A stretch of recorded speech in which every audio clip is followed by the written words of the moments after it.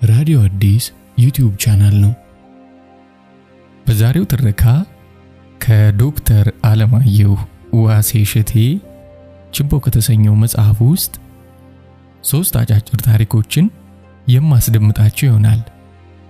እንደተለመደው ትረካውን ሲጀምሩ ላይክ ማድረግዎን አይርሱ።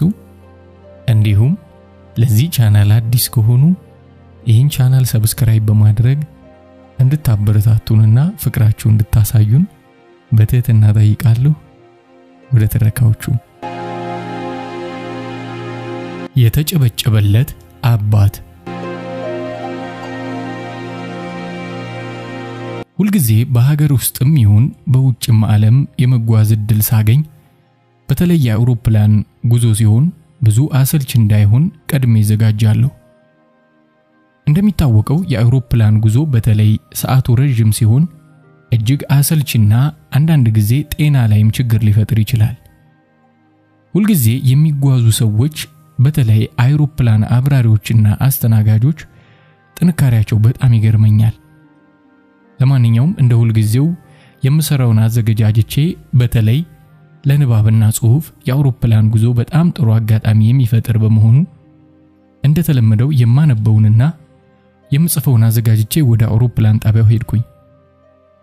የዕለቱ ጉዞዬ ከላስ ቬጋስ ወደ ዋሽንግተን ዲሲ 4 ሰዓት ተኩል አካባቢ የሚፈጅ በረራ በዩናይትድ አየር መንገድ ነበር።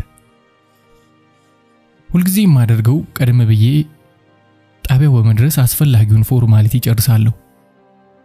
ተሳፈሩ ሲባል ቀድሜ እሳፈራለሁ። ቦታዬን ይዤ ሻንጣዬን ማስቀምጬ ከግርግር አስቀድሜ ለጉዞ ራሴን አዘጋጃለሁ። እንደተለመደው በዚያው ዕለትም በአውሮፕላን ጣቢያ የሚያስፈልገኝ ነገር ጨርሼ ወደ አውሮፕላኑ ተሳፈሩ ሲባል በተሰጠኝ ወንበር ቁጥር መሰረት ወደ ኋላ አካባቢ 3 ሰው በሚያስቀምጠው በመስኮት ጥግ በኩል ተቀመጥኩ።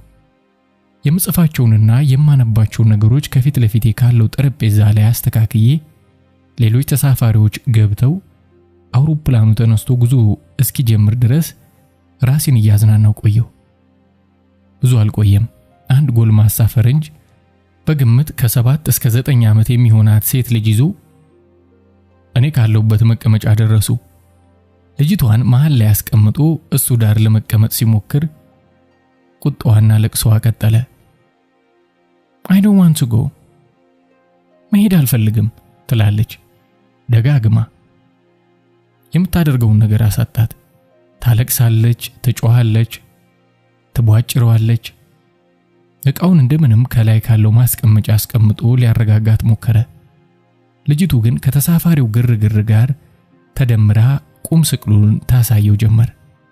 ሁሉም ተሳፋሪ መቀመጫውን ይዞ የበረራ ዝግጅት በሚደረግበት ሰዓት የልጅቷ ረብሻ አብዝቶ ቀጠለ። ሆስተሶች መጥተው ቸኮሌት ምናምን ሰጥተው ሊያባብሏት ይሞክራሉ። እሷ ግን የምትሞከር አይደለችም። አሁን መሄድ እንደማትፈልግ እየተናገረች ታለቅሳለች፣ ተጮሃለች፣ ሰውየውን ትደባደባለች። በቃ መያዣ መጨበጫ የሌላት ሆነች።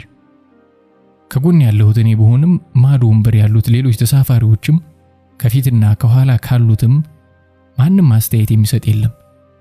ተገርሞ ትኩር ብሎ አይቶ ዘወር ነው። ከምዕራባውያን ባህል በጣም ከሚገርመኝ ነገር በማንም ሰው ሁኔታ ጣልቃ ገብቶ አስተያየት መስጠት ወይም እርዳታ ለማድረግ አለመሞከራቸው ነው። ካልተጠየቁ በስተቀር አያግዙም ወይም አስተያየት አይሰጡም። ይህኔ ከኛ ሀገር ቢሆን ቆሎ ወይም ሸንኮራ ሰጥቶ ሊያባብል የሚሞክር እስኪኔ ልቀፋት የሚል እንዲያም ሲል ምን አቅብጣ አሳደግህ የሚል ትችት የሚሰነዘር አይጠፋም። እኔም ወፏ እንዳገሯ ተጫዋለች እንደሚባለው ያው ያገሩ ባህል ነው ብዬ በዝምታ መታዘቤን ቀጠልኩ።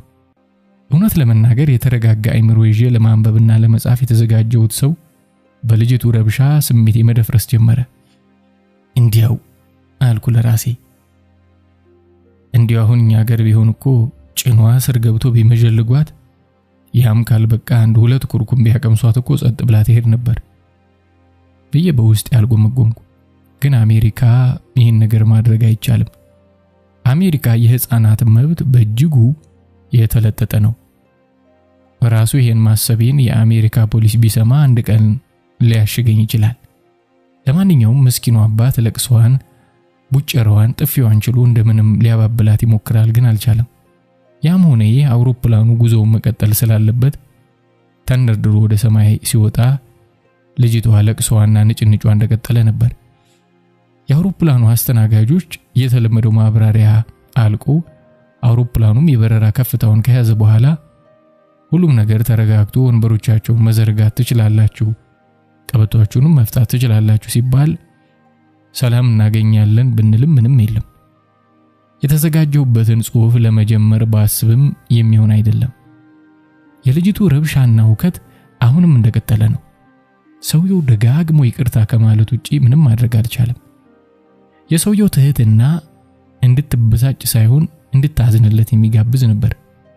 በኋላ ትንሽ ቆይና ሆኒ ዳርሊንግ በጣም የሚጣፍጥ ተረት ልነግርሽ ነው። በጣም ደስ የሚል ነገር ነው የማወራልሽ እሺ አለና መልሷን ሳይጠብቅ long time ago in a very far kingdom አለ። ድምፁ በጣም ያምራል። ልዩ የትረካ ችሎታ ያለው ልምድ ያለው የተመረጠ ትረካ አዋቂ ሰው ይመስላል። እንዲሁም ድምፁን ስሰማ ትዝ ያለኝ ዝነኛው የፊልም ተዋናይ ተራኪ ሞርጋን ፍሪማን ነበር።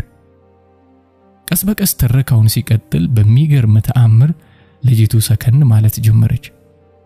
ስለዚህ ፊቷን ወደ አባቷ ዙራ ትከሻዋን ወደ እኔ እንደማዞር አድርጋ ታሪኩን ማዳመጥ ጀመረች። ሰውየው በሚያምር ቅላጼ እንዳልኳቸው ትረካውን ቀጠለ። በግርድፉ ስተረጉመው ይህን ይመስላል። በድሮ ጊዜ በሩቅ አገር በአንድ የንጉስ ግዛት ውስጥ የሚኖር አንድ ምስኪን ድሃ ሰው ነበር። ይህ ምስኪን ሰው እጅግ ድሃ ከመሆኑም በላይ ምንም አይነት መሬት ያልነበረው ሰው ነበር።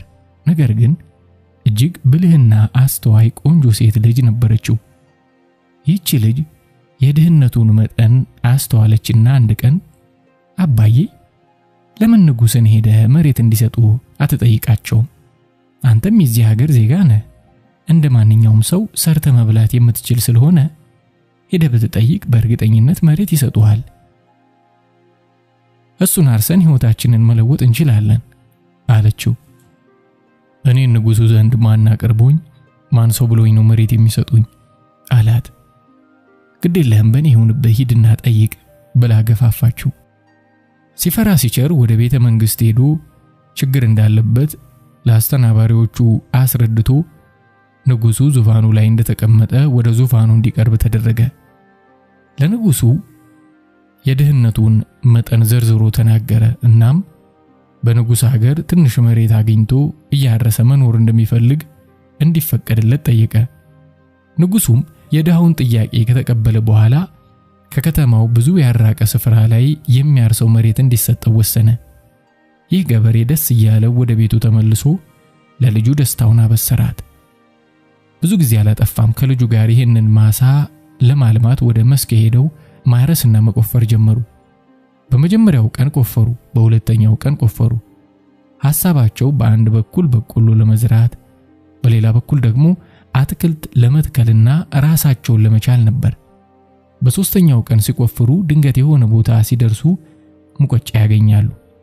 ሙሉ በሙሉ ቆፍረው ካወጡት በኋላ ሲያዩት ሙቀጫው ከንጹህ ወርቅ የተሰራ ነበር። ምስኪኑ ሰው ሙቀጫው ከወርቅ የተሰራ መሆኑን ሲያውቅ ለልጁ ይህንን የወርቅ ሙቀጫ መሬቱን ለሰጠን ንጉሳችን ገጸ በረከት አድርጌ ወስጄ ሰጠዋለሁ፣ ንጉሱም በዚህ ደስ ይለዋል አለ። ልጁ ግን አባዬ ይህንን በፍጹም እንዳታደርግ አለች ፈርጠም ብላ። ኮለምን አለ ገራገሩ አባት። ምክንያቱም ይህን ሙቀጫ ለንጉሱ ወስደ ብትሰጠው የሙቀጫው ግልገል መውቀጫው የታለ ይልሃል አለችው። የሙቀጫውን ግልገል አላገኘንም፣ ያገኘነው ሙቀጫውን ብቻ ነው መሆኑን እንናገራለና አለ። ንጉሱ አያምንም። ስለዚህ የሙቀጫ ግልገሉን እስካላገኘን ድረስ ለንጉሱ እንዲች ብለን መውሰድ አትችልም ትለዋለች። ይህ ምስኪን ሰው ግን የለም መሬቱን የሰጠኝ በርሻ እንድተዳደርበት እንጂ ወርቅ እንዳወጣበት ስላልሆነ የወርቅ ሙቀጫ ሳገኝ እንዴት ለራሴ ያደርጋለሁ ይልና የልጅቱን ቃል ሳይሰማ ለንጉሱ ለማስረከብ የወርቅ ሙቀጫውን ተሸክሞ ይሄዳል። ንጉሱ ዙፋን ላይ ሆኖ የመጣውን ገጸ በረከት ከተመለከተ በኋላ ማለፊያ ነው ወዳጄ፣ ለመሆኑ የሙቀጫው ግልገል የታል? አለ ንጉሱ በሚያስገመግም ድምጽ። ንጉስ ሆይ ያገኘሁት ይህንን ብቻ ነው። የሙቀጫውን ግልገል አላገኘሁም አለ። እንዴት ሙቀጫ ያለ ሙቀጫ ግልገል ይሰራል? የሙቀጫ ግልገሉን ለራስህ አስቀርተህ ነው እንጂ አለ ንጉሱ ዙሪያውን የተቀመጡትን ባለሟሎቹን በአይኑ እየቃኘ። ሁሉም ባለሟሎች ንጉሱ የተናገረው እውነት እንደሆነ ራሳቸውን እየወዘወዙ ገለጹ። አረ ንጉስ ሆይ አላገኘሁም፣ የለም አብሮ አልነበረም አለ በመርበትበት። ኤሄ ማጭበርበሩን ተውና አሁን ታመጣለህ አታመጣም? አለ ንጉሱ ቁጣው በፊቱ እየታየ። ምስኪኑ ሰው የሚለው ጠፍቶት ዝም ብሎ ቀረ። በቃ ወሰዱትና ሰሩት አለ ንጉሱ በቁጣ። ምስኪኑና ታማኙ ሰው እስር ቤት ተወስዶ ታሰረ። እስር ቤት ከገባበት ቅጽበት ጀምሮ ግን ምነው ልጄን ሰምቻት ቢሆን ኖሮ ይላል እየደጋገመ። ዘበኞቹ ምግብ ሊሰጡት በገቡ በወጡ ቁጥር ካፉ ሌላ ቃል አይወጣም። ምነው ልጄን ሰምቻት በነበር ይላል። በዚህ ተደጋጋሚ ቃል የተደነቁት ዘበኞች ጉዳዩን ወስደው ለንጉሱ ይናገራሉ። ንጉሱ ለምን ይሆን አለና በነገሩ ተደንቆ አስጠራውና ለምንድነው ደጋግመህ ምነው ልጄን ሰምቻት ቢሆን ኖሮ የምትል አለው። ጌታዬ ሴት ልጅ አለችኝ፣ እኔ አልሰማትም እንጂ እጅግ ብልህ ናት። ይህንን ሙቀጫ ያገኘነው ከሷ ጋር ነበር። እንዳገኘነው ለንጉሱ ወስጄ እሰጣለሁ ስላት የሙቀጫውን ግልገል እስካላገኘን ድረስ ወስዳ አትስጥ፣ ምክንያቱም የሙቀጫ ግልገሉን ይጠይቅሃል፣ ኋላ ችግር ውስጥ ትገባለህ ብላኝ ነበር። ሰምቻት ቢሆን ኖሮ እርሶም ጋር አልመጣም አልታሰርም ነበር አለ በምሬት። ንጉሱም በልጅቱ አዋቂነትና ብልህነት በጣም ተደነቀና አሁን የት ነው ያለችው አለ። ንጉስ ሆይ ከሰጡኝ እርሻ መሬት ላይ እያረሰች ነው አለ። ንጉሱ ሰውየውን ፈቶ የልጅቷን ሁኔታ እንዲመረምሩ ታማኝ አሽከሮቹን ጨምሮ ወደ እርሻው ላከው። የንጉሱ አሽከሮችም ተመልሰው የምስኪኑ ሰው ልጅ ብልህ ብቻ ሳትሆን እጅግ ውብና ታታሪ እንደሆነች የእርሻ መሬቱን በአግባቡ ያለማች እንደሆነ ተናገሩ። ንጉሱ ብልህነት ቁንጅናና ታታሪነት ያጣመረች ሴት መሆኗን ሲሰማ ጉጉቱን አረ። እናም ታማኝ አሽከሮቹን መልሶ መልእክት አስይዞ ላካቸው። መልእክቱም አንቺ ብልህና ጠንካራ ጉብል ሆይ ለአባትሽ የመከርሽውን ምክር ሰምቻለሁ፣ በእውቀትሽ ተደንቄያለሁ።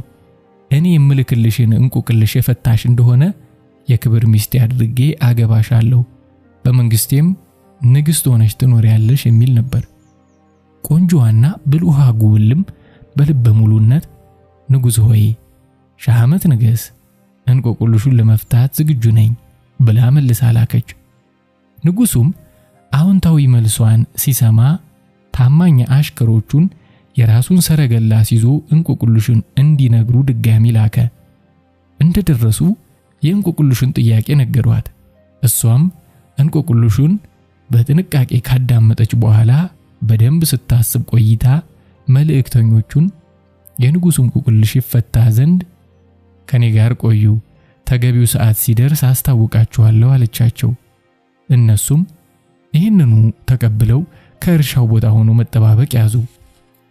በሚገርም ሁኔታ መረበሿን ትታ በጸጥታ ታደምጥ የነበረችው ልጁ በእርጋታ የእንቆቅልሹ ጥያቄ ምን ነበር አለች። አባትየው እየተሳካለት እንደሆነ ገብቶታል። ጥሩ ጥያቄ ነው ጎበዝ አለና ከጥያቄዋ መልስ ጀምሮ ትረካውን ቀጠለ። የእንቆቅልሹ ጥያቄ ወዳጄ ሆይ በፍጥነት ወደኔ እንድትመጪ ፈልጋለሁ። ልብ በይ፣ ወደኔ ስትመጪ ልብስ እንዳትለብሺ እርቃንሽንም እንዳትሆኚ የሚል ነበር። ብልሃ ጉብል ደጋግማ አሰበችው። ሰው ልብስ ካልለበሰ እርቃኑን ሆነ ማለት ነው። እርቃኑን ካልሆነ ደግሞ ልብስ ለብሷል ማለት ነው። እርቃኑን ከሆነ ልብስ አልለበሰም ማለት ነው። ሰው ልብስ ከለበሰ እርቃኑን አይሆንም ማለት ነው። ስለዚህ አንድ ሰው ልብስ ሳይለብስ እርቃኑንም ሳይሆን እንዴት መሄድ ይችላል የሚለው የእንቆቅልሹን መልስ ብልሃ ጉብል አውጥታ ወርዳ መልሷን አዘጋጅታ በአጭር ጊዜ ወደ ንጉሱ ለመሄድ ተዘጋጀች። ከደጅ የሚጠብቋትን የንጉሱን ተአማኝ አሽከሮች ቀደም ብላ በተናገረችው መሰረት መሄድ በምትፈልግበት ሰዓት ወደ ንጉሱ እንዲወስዷት ጠየቀች። ጊዜው በእኩለ ሌሊት በሰማይ ከዋክብትና ጨረቃ በሌሉበት ምንም አይነት ብርሃን በማይታይበት ድቅድቅ ጨለማ ሲሆን በተላከላት ሰረገላ ተጭና ወደ ንጉሱ ቤተ መንግስት ደረሰች። የንጉሱ ሰረገላ መሆኑ ሲታወቅ ማንም ያቆመው ሳይኖር በሩ ተከፈተ። በታማኞቹ አሽከሮች ታጅባ በድቅድቅ ጨለማ ወደ ንጉሱ መኝታ ክፍል አመራች። ንጉሱ ባልጠበቀው ሰዓት በሌሊት ወደ መኝታ ቤቱ እንግዳ መምጣትን ሲሰማ ከመኝታው ተነስቶ ማን ነው አለ። ንጉስ ሆይ ሺህ ዓመት ንገስ። እኔ እንቆቅልሽ የላክብኝ አገልጋይ ጉብል ነኝ። እንቆቅልሹን ፈትቼ መጥቻለሁ አለች። ንጉሱ ካልጋው ላይ እንደተቀመጠ ታዲያ ስትመጪ ልብስ እንዳትለብሽ አላልኩሽም አላት። ንጉስ ሆይ ልብስ መልበሴን እንዴት አወቀ አለችው። እርቃንሽን ነሽ ማለት ነው አለ። ንጉስ ሆይ እርቃን መሆኔንስ እንዴት አወቀ አለችው።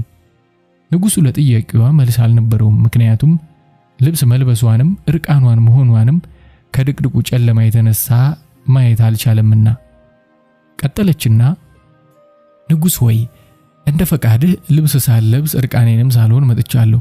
የእንቆቅልሽ ፍቺ በጨለማ ነኝ ማለትህ ነው አለችው። በድቅድቁ ጨለማ እርቃኗን ትውል ልብስ ትልበስ ማወቅ አልቻለምና ንጉሱ በእንቆቅልሹ እንደተረታ ገባውና በታላቅ አድናቆት ተቀበላት። እናም ቃል እንደገባው ሚስቱ አድርጎ ወሰዳት። የሀገረ መንግስቱም ንግስት ሆነች ሲል ዋው ደስ ይላል አለች ልጅቱ። አባትየው በትኩረት እየሰማችው መሆኑን ሲያውቅ ትረካውን ቀጠለ። በዚህ ሁኔታ ለረጅም ዘመን በፍቅርና በክብር ሲኖሩ ቆይተው ከዕለታት አንድ ቀን ንጉሱ ወደ አደባባይ በወጣበት ሰዓት ሁለት የገጠር ሰዎች ተጣልተው ለክርክር ወደ እርሱ ቀረቡ። ክርክሩ እንዲህ ነው። ሁለቱ ጎረቤታሞች ሲሆኑ አንደኛው በሬ ያለው፣ ሁለተኛው ደግሞ ሴት ፈረስ አለችው። አንድ ቀን ባለበሬው በጧት ሲነሳ ከበሬው ስር ትንሽዬ የፈረስ ግልገል ያገኛል። እንዴ በሬ ፈረስ ወለደ ብሎ ደስ ሲለው፣ ጎረቤቱ የሆነው ባለፈረስ ደግሞ አይ ፈረሱ የኔ ሴት ፈረስ ልጅ ነው፣ በአጋጣሚ ወደ አንተ መጥቶ ስለሚሆን ልትሰጠኝ ይገባል አለው። የለም እኔ ያገኘሁት ከራሴ ጋጣ ከበሬ ጉያ ስር ስለሆነ ለኔ ይገባል ይላል ባለበሬው። ከመቼ ወዲህ በሬ ፈረስ ይወልዳልና ነው የኔ በሬ ልጅ ነው የምትል በሚል ክርክር ነበር ወደ ንጉሱ የቀረቡት። ንጉሱ ክርክሩን ካዳመጠ በኋላ ለመሆኑ የፈረሱ ግልገል የተገኘው የት ነው አለ። ጌታዬ ከኔ በሬ ጉያ ስር ነው አለ ባለበሬው። እንዴ ታዲያ ግልገሉ ከበሬው ጉያ ከተገኘ የሚገባው ለበሬው ባለቤት ነው አለ ንጉሱ። ንጉስ ወይ ከበሬ ጉያ ስርስ ቢገኝ በሬ ወለደ ይባላል አለ ባለፈረሱ። የለም ከበሬው ጉያ ስር ከተገኘ ባለቤቱ እሱ ነው በቃ ብሎ ፍርደ ገምድል የሆነ ውሳኔ ሰጠ። ባለፈረሱ በዚህ ውሳኔ በእጅጉ ተበሳጭቶ ሰዎችን ሲያማክር የንጉሱ ሚስት እጅግ ብልህና ፍርድ አዋቂ በመሆኗ ተስፋ ቆርጦ ከመሄዱ በፊት እንደምንም ብሎ እርሷን አግኝቶ ሊያማክር እንደሚገባው ተነገረው። ከብዙ ጥረት በኋላ ከቤተ መንግስቱ ጀርባ በአትክልቱ ስፍራ ሄዶ ንግስቲቱን አግኝቶ ታሪኩን ነገሯት። ንግስቲቱም በጥሞና ካዳመጠች በኋላ የባሏን የተሳሳተ ፍርድ ስለተረዳች ለሰውየው እንዲህ አለችው። የምልህን አድርግ። ንጉሱ በነገው ዕለት ለሽርሽር ስለሚወጣ የአሳ ማጥመጃ መረብ ይዘህ ሂድና ሽርሽር በሚወጣበት ከዋናው ጎዳና ዳር ካለው አሸዋ ላይ ቆመህ አሳ እንደሚያጠምድ ሰው መረብህን ዘርጋ። ምንም አትናገር፣ ብቻ መረብህን ዘርጋ።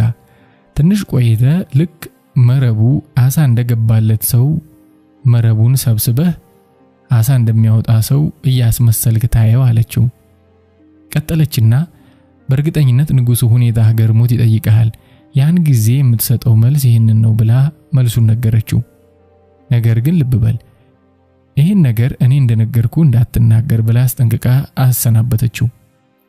ባለፈረሱ አርሶ አደር እንደተባለው በበነጋው ንጉሱ ለሽርሽር በሚወጣበት ሰዓት ጠብቆ ከመንገዱ ዳር ባለ አሸዋ መረቡን ዘርግቶ አሳ እንደሚያጠምድ ሰው ትርኢት ያሳይ ጀመር። የንጉሱ አጃቢዎች በአድናቆት ግማሾቹ በፌዝ እያዩት ሳለ በመጨረሻ በንጉሱ እይታ ውስጥ ገባ። ንጉሱም በግርምት ሄዱና እስኪ የአባላገር ምን እያደረገ እንደሆነ ጠይቁት አለ። ለመልእክተኞቹም የአባላገር አሳ እያጠመድኩ ነው አለ። አሽከሮቹም ተመልሰው ንጉስ ሆይ አሳ እያጠመድኩ ነው ብሏል አሉት። ከደረቅ መሬት ከአሸዋ ላይ አሳ እንዴት ይጠመዳል? እስኪ ጥሩት አለ ንጉሱ። ሰውየው ተጠርቶ ሲመጣ ንጉሱ በድጋሚ ምን እንዳደረገ እንደሆነ ጠየቀው። ሰውየው መልሶ አሳ እያጠመደ መሆኑን በድጋሚ ተናገረ። ንጉሱ በፌዝ አንተ ነፈስ ከመቼ ወዲህ ነው በደረቅ መሬት አሸዋ ላይ አሳ የሚጠመድ አለው። ንጉሱ ሆይ በሬ ፈረስ ከወለደ ደረቅ መሬት ላይ አሳ ቢጠመድ ምን ችግር አለው የሚል መልስ ይሰጣል። ንጉሱ ይህንን መልስ ሲሰማ የፈረደው ፍርድ እጅግ የተሳሳተ መሆኑንና በዚህ አርሶ አደር እንደተበለጠ ገባውና በጣሙን ይናደዳል።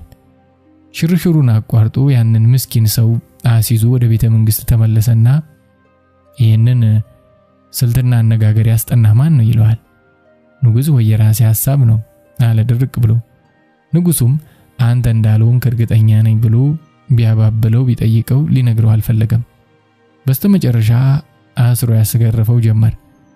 ምስኪኑ ባለፈረስ ግርፋቱ ሲበዛበት ምክሩን የነገረችው ንግስቲቱ እንደሆነች ይናገራል።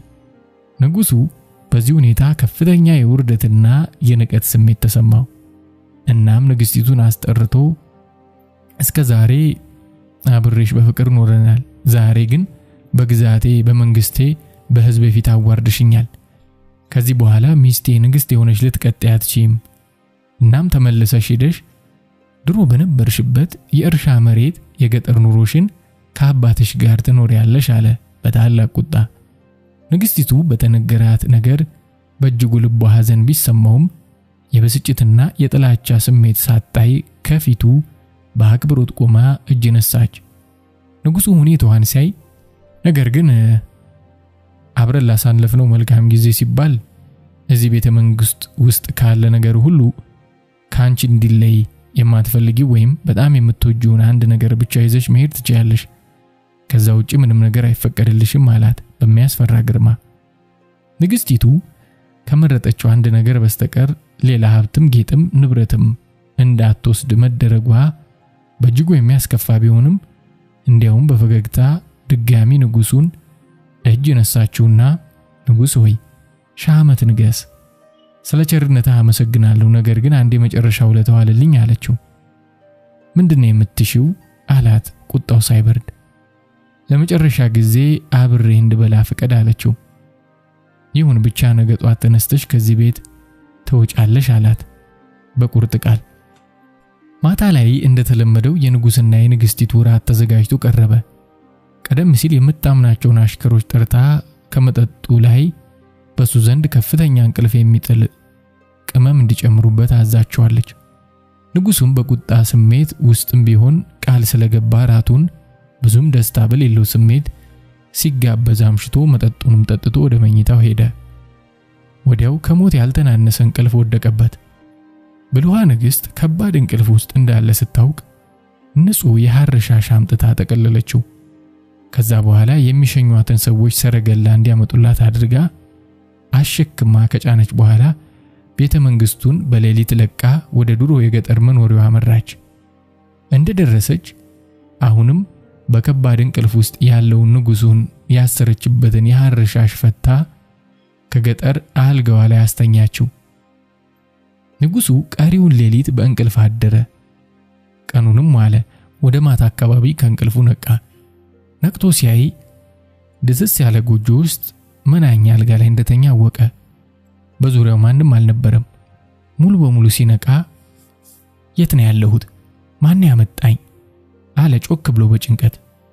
ብልኋ ንግስት ከውጭ እርሻው ላይ ስለነበረች ድምጹን ስትሰማ በፍጥነት ወደ ጎጆ ገባች። ንጉስ ሆይ ሰላም ላንተ ይሁን፣ እንኳን ነቃ አለችው። ንጉስም ድንጋጤ ባልተለየው ስሜት የት ነው ያለሁት አለ። ንጉስ ሆይ ያለው ገጠር ከኔ አዲሱ መኖሪያ ቤት ውስጥ ነው አለችው በፈገግታ። እንዴት እዚህ መጣው? ማን ያመጣኝ? አሽከሮችስ የት አሉ? አለ ንጉሱ በፍርሃትና ጭንቀት ግራ ያጋቡት። ንጉሱ ሆይ ተረጋጋ፣ እዚህ ማንም የለም፣ ያመጣው እኔ ነኝ አለች አሁንም በፈገግታ የራስ ጸጉሩን ያሻሸች። በራስ መተማመኗና ፈገግታዋን ሲያይ ንጉሱ ቀዝቀዝ ብሎ ለምን መጣው ማለቴ ለምን አመጣሽኝ አላት። በዝምታ ውስጥ ሆና በፈገግታ ስታየው ቆይታ ንጉስ ሆይ ከቤተ መንግስት እንደወጣና ወደዚህ መጥቼ በግዞት እንድኖር ስትወስን አብረህ ቃል የገባህልኝን አስታውስ አለችው። ንጉስ ለማስታወስ ቢሞክርም የተለየ ነገር አልመጣለህ አለው። ምን ቃል ገብቻለሁ አላት እጁን ከግንባሩ ላይ አድርጎ ለማስታወስ እየሞከረ። ወዲህ የንግስቱቷን ብልህነት ስለሚያውቅ ምን ይመጣ ይሆን ብሎ አእምሮውም እየተተራመሰ ግድ የለም እኔ እነግርሃለሁ አለችና በእርጋታ በቤተ መንግስት ውስጥ ካለ ማናቸውም ነገር ውስጥ ካንቺ ሊለይ የማትፈልጊውን ወይም በጣም የምትወጂውን አንድ ነገር ብቻ ውሰጂ አላልከኝም አለችው። ንጉሱ ቃል መግባቱን አስታወሰ። ይሁን እንጂ ከርሱ እዚህ መገኘት ጋር ያለው ግንኙነት እንቁቅልሹ አልገባው ስላለው አዎ አስታወስኩ፣ ግን ታዲያ እኔ እዚህ ለምን መጣሁ አለ። ንግስቲቱም በተለመደው እርጋታዋ ንጉስ ሆይ በቤተ መንግስቱ ውስጥ ከነበረኝ አልማዝ፣ እንቁ፣ ወርቅ፣ ብር ወይም ከሐር ከተሰሩ የክብር ልብሶቼ አንዱንም አላመጣሁም። ከጎኔ የተቀመጥኩትን ዙፋን ወይም አሽከሮቹንም አንዱንም አላመጣሁም አለችው። እኔ እኮ ፈቅጃለሁ፣ ማን የከለከለሽ አላት። ማንም አለች ፈገግ ብላ። አሁንም ቢሆን መውሰድ ትችያለሽ አላት በሚያባብል ቃና። ንጉስ ሆይ ስላልተቀየረው ቸርነት አመሰግናለሁ አለችና እኔ ግን የመረጥኩትን አምጥቻለሁ አለችው። አልገባኝም አለ ንጉሱ እውነትም ግራ ግብት ብሎት። አየ ንጉስ ሆይ አለች። ሰማህ ንጉስ ሆይ እዛ ቤተ መንግስት ውስጥ ካለው ነገር ሁሉ በጣም የምወደውና ልለየው የማልፈልገው ቢኖር ውዱ ባለቤቴን አንተን ነው። ስለዚህ በገባህልኝ ቃል መሰረት አንተን ይዤ መጥቻለሁ፣ ሌላ አልፈልግም አለችው። ንጉሱ በዚህ ንግግሯና ፍቅሯ ልቡ በእጅጉ ተነካ።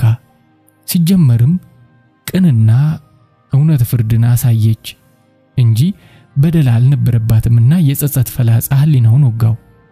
ስለዚህ ተነስቶ በፍቅርና በስስት አቀፋትና ይቅርበኝ ፍቅሬ፣ ከዚህ በኋላ እኔና አንቺን የሚለየን ሞት ብቻ ይሆናል።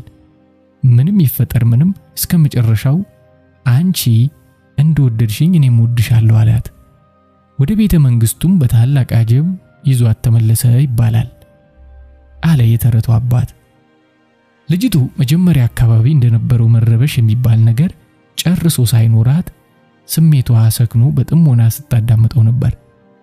ተረቱን ሲጨርስ ፊቷ ፍክት ብሎ ነበር እና ተነስታ ቅፍ አደረገችውና በጣም ደስ ይላል ዳዲ አለችው። ሰውየው የዋዛ አይደለምና ቀጥሎ እንዲህ አላት፣ ዳርሊንግ እኔም በዓለም ላይ ካሉት ነገሮች ሁሉ አንቺ ከኔ እንድትለይ አልፈልግም። እንዲኖረኝ የምፈልገውና በዚህ ምድር አብራኝ እንድትሆን የምፈልገው አንቺ ነሽ።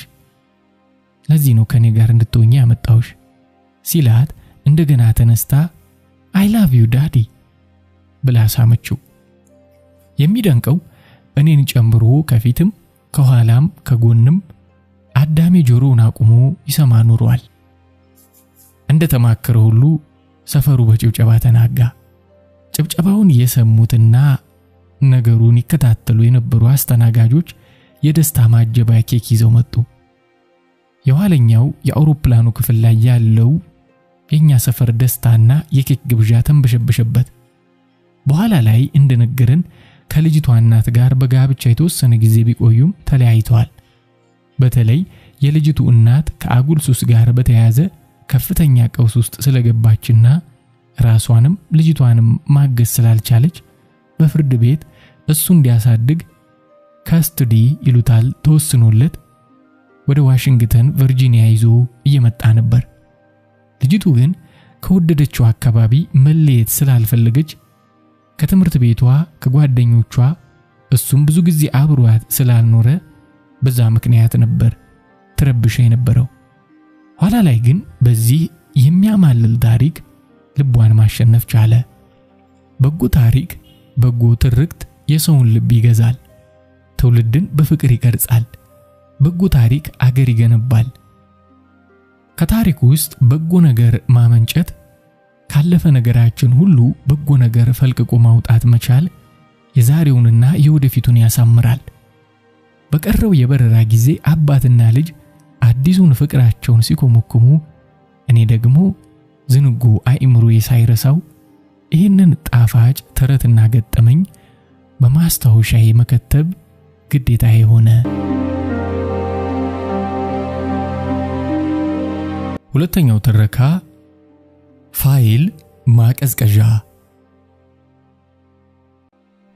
ዩኒቨርሲቲ ተመርቄ ብዙ ወራትን በሥራ ፍለጋ ከተንከራተትኩ በኋላ በ1986 ህዳር ወር አካባቢ የወረዳ ጀማሪ ኤክስፐርት ተብዬ ሥራ በጀመርኩ በአመቱ አካባቢ ለስልጠና ተብሎ በሀገራችን ካሉ የክልል ዋና ከተሞች አንዷ ወደ ሆነችው ከተማ አመራሁ። የከተማዋን ስም የማልጠራው የባለ ታሪካችንን ግላዊ ሚስጥር ለመጠበቅ ስል ነው። በዚያ ስልጠና ላይ ከዩኒቨርሲቲ አብረውኝ የተመረቁትንና በእኔ ደረጃ ወረዳ ላይ የተመደቡትን ጓደኞችን የማግኘት እድል ገጠመኝ። ከስልጠናው ይልቅ ትልቁ እድል የኛ መገናኘት ነበር። ከዩኒቨርሲቲ ከተመረቅን በኋላ ያሳለፍነውን ውጣ ውረድ፣ በተመደብንባቸው የገጠር ወረዳዎች ለመልመድ የገጠመንን ፈተና፣ አዲሱን ቢሮክራሲ ለማወቅ የገጠመን ችግር፣ ብቻ የሚያልቅ የማይመስለውን የፈተና ገጠመኞቻችንን ቀን ስብሰባው ላይ በመንሾካሾክ ማታ ማታ የአንድ ብር ከ50 ድራፍታችንን እየጠጣን ከጩኸቱ በላይ እየጮህን ስናወራ 2 ቀናት አሳለፍን። በሶስተኛው ቀን አንደኛው ጓደኛችን እናንተ የሚገርም ነገር ሰምቼ ልንገራችሁማ አለን። ምንድነው እሱ አልነው በጉጉት። የኛን ባሽ እንተናን ታስታውሱታላችሁ አይደል አለን ስሙን ጠርቶ። እንዴ ጓደኛችን አይደል እንዴ? ምን ማለት ነው? ይልቅ ምን ሆነ አልነው ደንግጠን። አረ የሚደንቅ ነው አለን። አረ ልብ ሰቀላ አልነው በብሽቀት። በእውነት ልብ ሰቀላ አይደለም ገርሞኝ ነው እኮ። ምንድነው? የዚህ ክልል የኛ መስሪያ ቤት ምክትል ቢሮ ኃላፊ ሆኗል አሉ አለን። ምክትል ቢሮ ኃላፊ አለን። እኛም መደነቁ ተጋብቶብን አድማጭ የበለጠ ጉዳዩን እንዲረዳ ይህ ጓደኛችን ከኛ ጋር ዩኒቨርሲቲ አብሮን የተመረቀ ነበር። ሁላችንም እንደተመረቀን ለወትሮው ይደረግ እንደነበረው በቀጥታ ምደባ ቀርቶ ስራ ፈልገን እንድንገባ ሲወሰን በየፊናችን የመንግስትን ቢሮ ስናንኳኳ ከረም። ከአንድ ዓመት በኋላ አዳዲስ ወረዳዎች ከነባሮች እየተከፈሉ ሲደራጁ በእነዚህ ሩቅና ገጠራማ ወረዳዎች ጀማሪ ኤክስፐርት ተብለን ተመደብን። ትንሽ እንደሰራን በተገናኘንበት ወቅት የሰማነው ታሪክ ነው። ያስደነቀንንና ያስገረመንን ነገር ለመረዳት ጓደኛችን ያለበት ደረጃና የኛን ማነጻጸር ነው። እኛ ወረዳ ነን። ከዚህ ቀጥሎ ዞን አለ፣ ከዚያ ነው ክልል። በቅጥር እድገት መሰላል ቢታይ ጀማሪ ኤክስፐርት ቡድን መሪ እያለ ከወረዳ ዞን እንደገና ከዞን ክልል እስኪደርስ ድረስ ደግሞ ኤክስፐርት ቡድን መሪ መምሪያ ኃላፊ፣ ከዚያ ክልል ላይ ደግሞ ምክትል ቢሮ ኃላፊ ይደርሳል። ጓደኛችን ከኛ ተለይቶ በምን ተአምር ይህን ሁሉ መሰላል አልፎት እንደሄደ ስላልገባን ነበር የተገረምነው። በጣም እድለኛ ነው። ለምን ስልጠናው ሲበቃ ቢሮ ሄደን አንጠይቀውም? በዚያውም እንኳን ደስ ያለ እንለዋለን ተባባልንና ስልጠናው ሲያልቅ ተያይዘን ወደ ቢሮ አመራን። የተለመደውን የዘበኛ ምርመራና ፍተሻ ኢንተሮጌሽን አልፈን ወደ ቢሮ ስናመራ ባለ ጉዳዮች እዚህም እዚያም ይንከራተታሉ። ተላላኪዎች ፋይል ይዘው ወዲያ ወዲህ ይላሉ። ብቻ ቢሮው የሆነ የተካበደ ነገር አለው። በጥቆማው መሰረት ወደ ቢሮው ስንደርስ ስሙ በማይካ በወርቅ ቀለም ተጽፏል። ከስር በሚቀጥለው በር ይጠቀሙ ይላል። ወደሚቀጥለው በር ስናመራ በቀይ ምንጣፍ የነደደ የጸሐፊ ቢሮ ጠበቀን። በግማሽ ከከበባት ጠረጴዛ ጀርባ ዱለቻ ኮምፒውተር ላይ አፍጥጣ ታንቀጫቅጨዋለች። ቆንጂዬ ጸሐፊው አቤት ምን ነበር አለችን። ሁልጊዜ ቀድሞ የሚናገረው ጓደኛችን ዩኒቨርሲቲ ሳለን በምንጠራው አጭር ስም ጠራና ፈልገነው ነበር አላት። ለምሳሌ እኔ አለማየሁ ነኝ፣ እሱ የተጠቀመበት አሌክስን ፈልገን ነበር ነው ያላት። በግልምጫ ፍርድ የሚያበላችውና አስተካክላ ሙሉ ስሙን አቶ እንትና ብላ ጠርታ ስብሰባ ላይ ናቸው አለችው። አቶ አለማየሁ ስብሰባ ላይ ነው እንደማለት። በአግራሞት ተያየን። አንቱ ብላ ስትጠራው ስመ ሞክሽ የመሰለንና ተጠጋግተን ተንሾካሾክን። የኛ ጓደኛ አንቱ ሊባልም አይችልም፣ በስመ ሞክሽ ሌላ ሰው ነው ማለት ነው አለን። ምክንያቱም ከዚያ በፊት እኛን ማንም ሰው አንቱ ብሎ ጠርቶን አያውቅም። አቶ የሚለው ቅጽል የቅጥር ደብዳቤያችን ላይ ተጻፈ እንጂ ማንም ሰው እንኳን አንቱ ብሎ አቶን ጨምሮ ጠርቶን የሚያውቅ የለም። ስራ እንደጀመርን እንዲያውም ብዙ ሰው በቃ የማንም ኩታራ ዲግሪ ያለኝ ብሎ ቢሮውን ሁሉ መቀለጃ ያደረገው ይሉናል ነባር ሰራተኞቹ። ይቅርታ የኔ እህት ተሳስተን እንዳይሆን እኛ የፈለግነው አለና ሙሉ ስሙን እስከና አባቱ ተናገረ። አዎ እሳቸው ናቸው፣ ነገር ግን አሁን ስብሰባ ላይ ናቸው አይገኙም አለችን። ግድ የለም የምንሄድበት ስለሌለን እንጠብቃለን አላፈ ጉባኤያችን። ምን ቸገረኝ አይነት ተከሻዋን ብድግ አድርጋ ጣል አደረገችና ባሻገር ካለው የእንግዳ መቀመጫ ሶፋ እንድንቀመጥ አመለከተችን። ተሻምተን ሄድን። ተጣበን አንዱ ሶፋ ላይ ሶስታችንም ስንቀመጥ አይታ ሌላም አለኮ ብላ በጣቷ አመለከተችን። ችግር የለም ይበቃናል አል። እኛ ግን ለማንሾካሾክ እንዲመቸን ነበር። ሳናገኘው አንሄድም ተባባል። እዛው እንደተቀመጥን የኛን የወረዳ ጽህፈት ቤት ቢሮና የዚህን ቢሮ ሁኔታ አስተያየተን መደነቅ ጀመርን። የባለ ጉዳዮች መቀመጫ ከሶፋ ተጨማሪ የቆዳ ወንበሮች ተደርድረዋል። ትልቅ የፎቶኮፒ ማሽን፣ የፋክስ መቀበያ፣ ስካነር፣ ፕሪንተር አለ። 2 ስልኮች አሉ። ማአት ፋይል የተደረደረባቸው ባለ መስታወት ሸልፎች አሉ። በስማም ይሄን ሁሉ ፋይል ነው የሚያይ ማለት ነው አለ አንደኛው። እኛ ወረዳ እኮ 3 ፋይሎች ብቻ ናቸው ያሉን አለ ሁለተኛው ጓደኛችን። ስልክ ይደወላል፣ ታነሳለች። የሉም ስብሰባ ላይ ናቸው ዛሬ አይመቻቸውም ትላለች። ከኛ ባሻገር ወደ ውስጥ መግቢያ በር ጥግ ትልቅ ሲልቨር ከለር ያለው ቁም ሳጥን የመሰለ ነገር አለ። ያ ደግሞ ሚስጥራዊ ፋይሎች ማስቀመጫ መሆን አለበት አለ አንደኛው ጓደኛችን። ያኛው ቀበል አደረገና የሆን ከኋላ ቀርነህ ያኮ ፍሪጅ ነው አለ። ሊሆን አይችልም፣ ይሄን ያህል ፍሪጅ ቢሮ ምን ያደርጋል አለ። እኔ እኮ አክስቴ ግሮሰሪ አላት፣ ይሄን ፍሪጅ እዛ ነው የማውቀው፣ የመጠጥ ማቀዝቀዣ ነው አለ። ሁለቱ ክርክር ሲገጥሙ እኔ ጸሐፊዋን ይቅርታ የኔ እህት ያ ነገር ምንድነው አልኳት በጣቴ እያመለከትኳት። ሪፍሪጅሬተር ነው አለችኝ በሚነጥር አማርኛ። ይሄው አለ ያሸነፈው ጓደኛችን። ታዲያ ይሄን ያህል ግብዳ ፍሪጅ እዚህ ቢሮ ውስጥ ምን ያደርጋል አለ ምስኪኑ ጓደኛችን። ጸሐፊዋ ጆሮዋን ጣል አድርጋ ተሰማናለች። ጨዋታ አዋቂውና የመሰለውን ከመናገር ወደ ኋላ የማይለው ጓደኛችን ቀበል አደረገና ምን መሰላችሁ፣ በትላልቅ የመንግስት ባለስልጣናት ቢሮዎች እንደዚህ ያሉ ትላልቅ ፍሪጆች ይቀመጣሉ አለ። ጸሐፊዋ የኮምፒውተሩን ቁልፍ ማንቀጫቀጯን ትታ አይኗን ስክሪኑ ላይ ሳትነቅል ታዳምጣለች። እኮ ለምን አልኩኔ። ፋይል ማቀዝቀዣ ነው አለን። ገርሞን ተኩር ብለን ስናየው ለምን መሰላችሁ፣ የብዙ ሰው ጉዳይ ብዙት የያዘ የጋለ ነው። ከወረዳ ጀምሮ እየጋለ ዞን ይደርሳል። ከዚያ እንደገና የበለጠ እየጋለ ክልል ይደርሳል። እናም እዚህ መጀመሪያ ፋይሉ ይቀዘቅዝና ወደ ኃላፊው ይገባል አለን ኮስተር ብሎ። እንዴ ለምን አልነው በእውነተኛ ጉጉት። ወላፈኑ ኃላፊውን እንዳይገርፈው ነው እንከፉላ አለን። ጸሐፊዋ ሳቋን መቆጣጠር አልቻለችም። ከዚያማ እኛም ተቀብለን ማሽካካት ጀመር። ምን አይነት ጉዶች ናችሁ አለችን። ለመጀመሪያ ጊዜ ፊቷ ተፈቶ እኛ እኮ የዩኒቨርሲቲ ጓደኞቹ ነን፣ ሰላም ልንለው ነው የመጣን አልናት።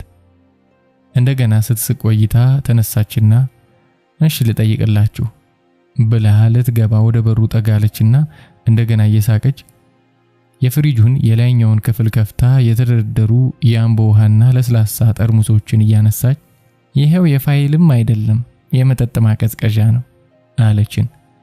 ጸሐፊዋ ውስጥ ገብታ በሩን ዘጋች። ስብሰባ ሳይኖረው ነው ስብሰባ ላይ ነው ያለችን። ለምን ታስጠብቀናለች አልኩ። ምን መሰለ ሰዎች ከውጭ እንደመጡ ወዲያውኑ ወደ ኃላፊው መግባት የለባቸውም አለ ያው ጉደኛ ጓደኛችን። ለምን አልኩት።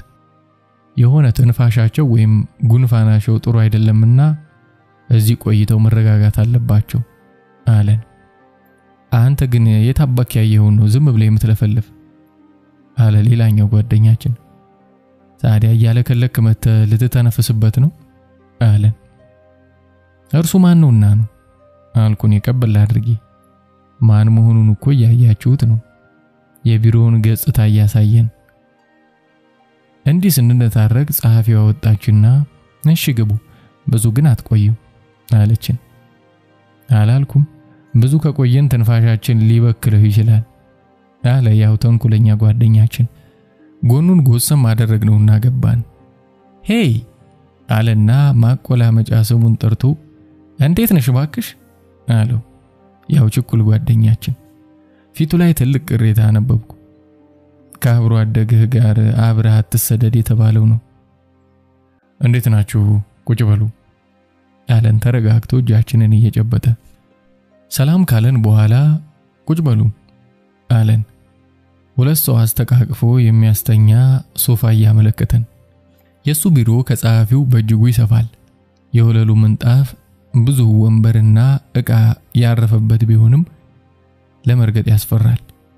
የቴኒስ መጫወቻ የሚያክል ጠረጴዛ ከቆዳ ከተሰራ ዙፋን የመሰለ ተሽከርካሪ ወንበር ጋር ማዶ ጥግ ላይ አለ። ይህንን ጠረጴዛ ቲሸፕ ሰርቶ ሌላ ትልቅ ጠረጴዛ በግራ 5 በቀኝ 5 ወንበሮች የተደረደሩበት አለ። ከዚያ በተረፈ እኛ በተቀመጥንበት አቅጣጫ 3 ግድግዳዎች ተጠግቶ የተቀመጠ የሶፋ ወንበር አለ። ብዙ ፋይል ያለበት ባለ መስታወት ቁም ሳጥን ከላዩ ላይ የሚያብረቀርቁ ዋንጫዎች ተደርድረውበት ይታያሉ። ከጎን የኮት መስቀያ፣ ፋክስ ማሽን፣ ኮምፒውተርና ፕሪንተር፣ 2 ስልክ፣ አልፎ አልፎ ደግሞ አርቲፊሻል አበቦችና ዛፎች አሉ። ብቻ ሳየው የቤትና የቢሮ ዕቃዎች ማሳያ የሀብታም ሱቅ ይመስላል። እዚህ ላይ የኛን ወረዳ ጽህፈት ቤት ሁኔታ መግለጹ ተገቢ ነው። የኛ ወረዳ ጽህፈት ቤት ግድግዳው ከእንጨትና ከጭቃ ተሰርቶ ጣሪያው በቆርቆሮ ያለ ኮርኒስ የተከደነ ነው። ካሉት ሴክተር መስሪያ ቤቶች ጋር ተደልድሎ የደረሰን 6 ባለ 8 ሜትር የሆነ ክፍል ነው። ግማሹ የቤቱ ወለል ላይ ለችግኝ ጣቢያ ሰራተኞች የሚከፈል የካናዳ ስንዴ በማዳበሪያ ከረጢት ተደርድሮበታል። የቀረው ግማሽ ስፍራ ላይ ጽህፈት ቤታችን ሆኗል።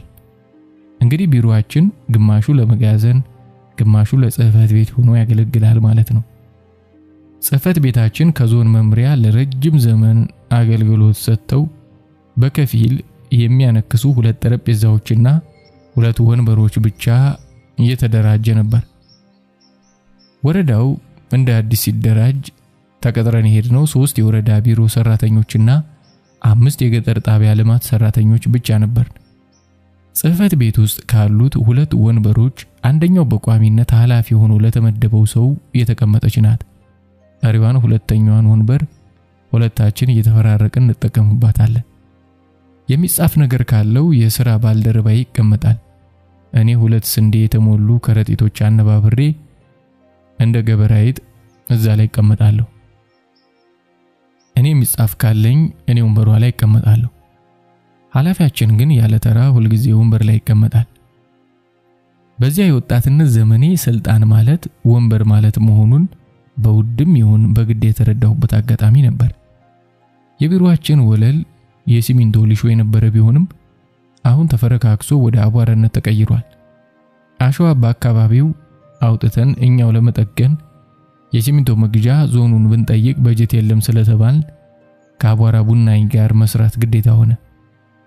ያም ሆነ ይህ ግን ስራ አግኝቼ ጀማሪ ኤክስፐርት ተብዬ በሁለት ቀን አንድ ቀን ወንበር ላይ እየተቀመጥኩ የምሰራ ቢሆንም ደስተኛ ነበርኩ። ወደ ጓደኛችን ቢሮ እንመለስና በግብዣው መሰረት ከሚደላው የቆዳ ሶፋ ላይ ቁጭ እንዳልን አንዴ ጠብቁኝ ብሎ ከእርሱ መቀመጫ ትይዩ ወዳለች በር ከፍቶ ገባ። አሁን ሲገባኝ የግል መታጠቢያ ክፍሉ ነች። ይሄ ሁሉ ወንበርና ሶፋ ምን ያደርግለታል አለ አንደኛው ጓደኛችን። እኔ ደግሞ በልቤ እኔ አንድ ወንበር አጥቼ እሱ ይህን ሁሉ ወንበር ከቢሮ ምን ይሰራለታል እያልኩ ነበር። የማያልቅበት ጓደኛችን እኔ ሲመስለኝ እዚሁ እየኖረ ነው። ለምን መሰለ? እዚህ ሶፋ ላይ አንሶላ ጣል አድርገህ ብትተኛ ካልጋ አይበልጥም አለ። እንዴ ለምን እዚህ ይኖራል አልኩ። የቤት ኪራይ ለመቀነስ ይሆናል። እኔ አሁን እንዲህ ያለ ቢሮ ባገኝ እዚሁ ነበር የምኖረው። ከዚያ ነዝናዛ አከራይ ተገላገልኩ ነበር አለ። እየተሳሳቅን እያለን ተመልሶ መጣ። ከአንደኛው ሶፋ ላይ በግርማ ሞገስ ቁጭ አለ። በሚያምር ሙሉ ልብስ በነጭ ሸሚዝ ከአብረቅራቂ ከረባት ጋር ሽክ ብሏል። እኔ ከረባት ያሰርኩት ዩኒቨርሲቲ 4ኛ ዓመት ተማሪ ያለው ሁለተኛ ሴሚስተር አካባቢ ነበር። ፍሬሽ በሐፍረቱ፣ ሶፎመር በኩራቱ፣ ሰርዲር በእውቀቱ፣ ፎርዚር በኮቱ ይታወቃል እንዲባል ለመመረቂያ ኮትና ሱሪ አሰፍቼ ስለብስ ምላስ የምታከል ቀይ ከረባት ጋር አልፎ አልፎ አስር ነበር። የምርቃለትና ከዚያ በኋላ አልፎ አልፎ ለሥራ ፍለጋ እንደመልበስ ሞክሬ መንከራተቱ ስለበዛ ኮትና ከረባት ማድረግ አስጠላኝ። ስራ እንደያዝኩ ሞራል የተመለሰ ብዬ በዚያች ገጠር ወረዳ ከተማ መንደር ማለት ይቻላል አንድ ሁለት ቀን ሙሉ ልብስ ለብሼ ከረባት ለማድረግ ሞክሬ ነበር። አንድ ቀን ቤት አከራዬ ወይዘሮ ሰልካለም ከረባቴን አይታ አንገትህን ያንቀም ስትለኝ ለአንዴና ለመጨረሻ ጊዜ ከአንገቴ ወልቆ ቀረ። የጓደኛዬ ከረባት ግን ማማር ብቻ ሳይሆን በተገቢው ቦታ የተደረገ መሰለኝ። የሆነ የማላውቀው ሰው ሆነብኝ። አለ አይደል በቃ ባለስልጣን ሆኗል። እንኳን ደስ ያለ፣ ለዚህ መብቃት ትልቅ እድል ነው አልነው እየተቀባበል። ዘና ደልቀቅ ብሎ አይ እኔ እንኳን በሙያዬ ነበር መስራት የፈለኩት አለና ግን ያው እናቶ በሬዲዮና በቴሌቪዥን ሲጠሩ ከመንሰማቸው ጉምቱ ባለስልጣናት ዋናውን ጠራና አግዘን ሰዋተን ተቸግረናል ሲሉኝ ሀገሪቱ ከፈለገችኝ ምን ይደረግ ብዬ ተቀበልኩ እንጂ ፍላጎት የለኝም ነበር አለን። ንግግሩ በኋላ በመነግራቸው ምክንያት የሶስታችንንም ልብ በኃይለኛ ፈላጻ ይወጋ ነበር።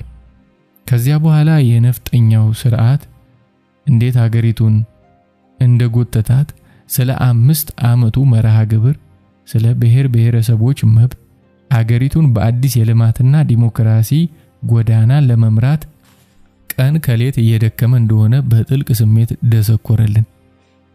አነጋገሩ ሁሉ ድካሙን ተረድተን ውይ በእውነቱ ለሀገሪቱና ለኛ ስለምታደርግልን ድጋፍ ውለታ አለብን አይነት እንድንል ይመስላል።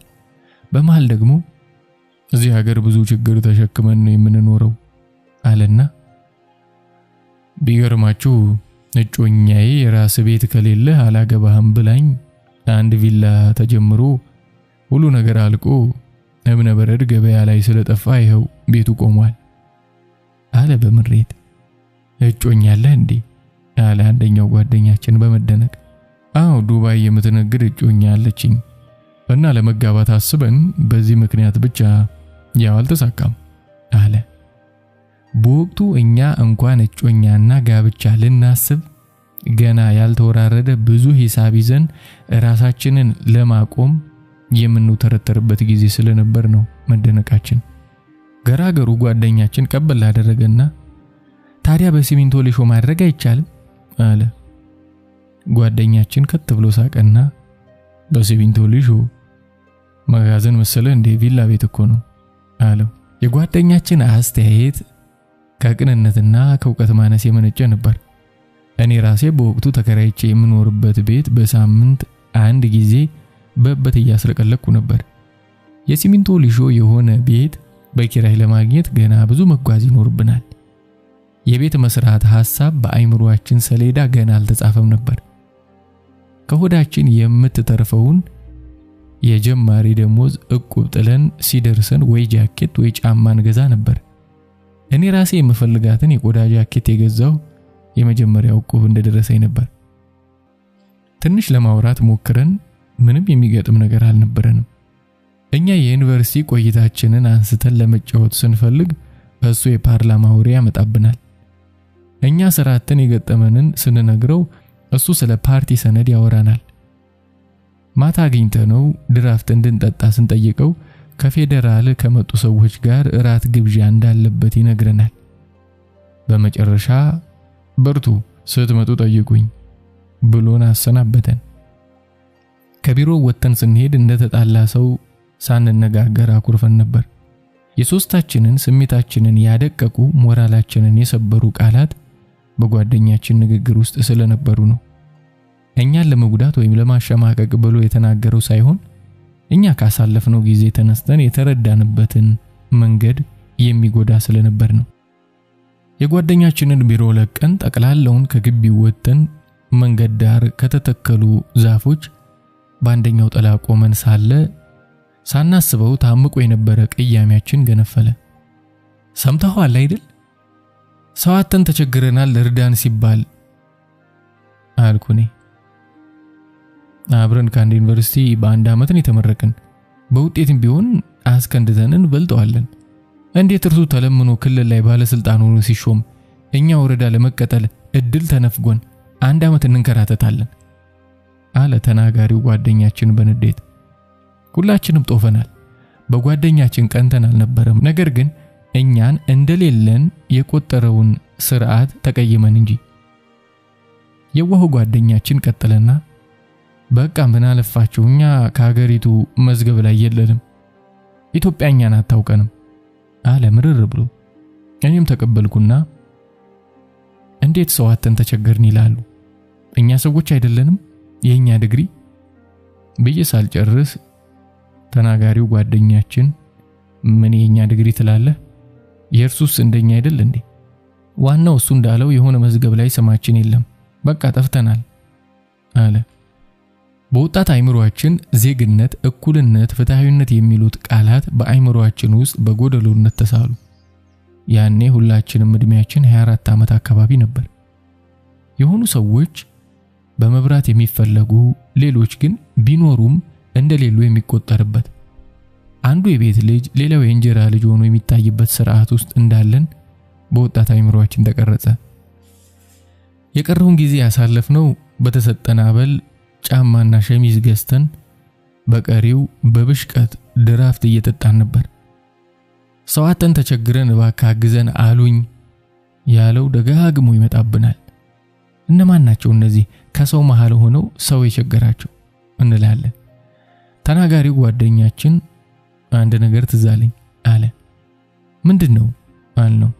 የሃይማኖት ምሁር የሆነ አጎታለኝ አንድ ቀን ሲያወራ የሰማሁት እስራኤል 12 ነገድ ነበሯት። በዓለም ላይ የተበተነው እንደገና ሲሰባሰቡ ከ12ቱ ነገዶች ውስጥ ነገደ ዳን የተባለው ወገን የት እንደደረሰ ሳይታወቅ እስከ ዛሬ ጠፍቶ ቀርቷል ሲል ሰምቻለሁ አለ።